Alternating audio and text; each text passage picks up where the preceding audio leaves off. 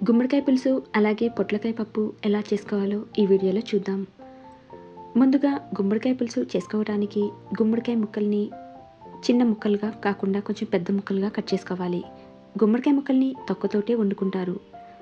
ఒక కడాయి స్టవ్ మీద పెట్టి కొద్దిగా నూనె వేసుకుని తాలింపు సామాన్లు వేసుకున్న తర్వాత అవి చిటపటలాడాక ఉల్లిపాయ, పచ్చిమిర్చి, కరివేపాకు వేసి వేగనివ్వాలి. ఉల్లిపాయ వేగిన తర్వాత గుమ్మడికాయ ముక్కలు కూడా వేసి కొద్దిగా ఉప్పు వేసి గుమ్మడికాయ ముక్కల్ని కూడా వేగనివ్వాలి.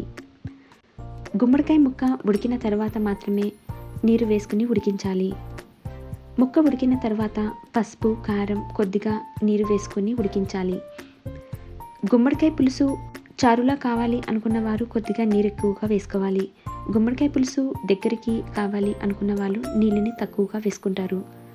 కొంచెం చింతపండు పులుసు అలాగే చిన్న బెల్లం ముక్క వేసి గుమ్మడికాయ పులుసుని మరగనివ్వాలి. ఈలోగా ఒక 2 స్పూన్లు బియ్యం పిండిని తీసుకుని కొద్దిగా వాటర్ వేసి ఉండలు లేకుండా కలిపి మరుగుతున్న గుమ్మడికాయ పులుసులో వేయాలి.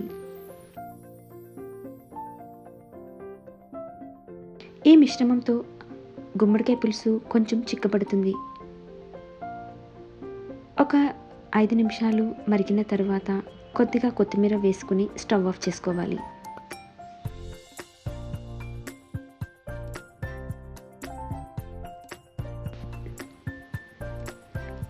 పొట్లకాయ పప్పు చేసుకోవడానికి ఒక కప్పుడు పెసరపప్పుని ఒక గిన్నెలోకి తీసుకుని స్టవ్ మీద పెట్టి దోరగా వేయించాలి.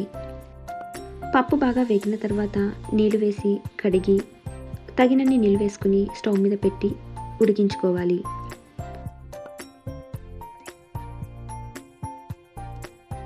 ఈలోగా పొట్లకాయ పైన పొట్టును మొత్తము ఇలా చాకుతోటి గీసేసి శుభ్రం చేసుకుని ముక్కలుగా కట్ చేసుకోవాలి.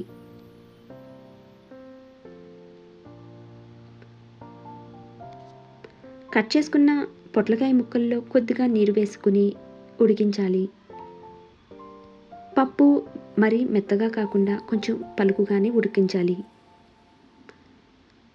పప్పు కొద్దిగా ఉడికిన తర్వాత పసుపు, కారం, ఉప్పు ఉడకపెట్టిన పొట్లకాయ ముక్కల్లో నీరు మొత్తం పిండేసి ఉడుకుతున్న పప్పులో వేసుకోవాలి.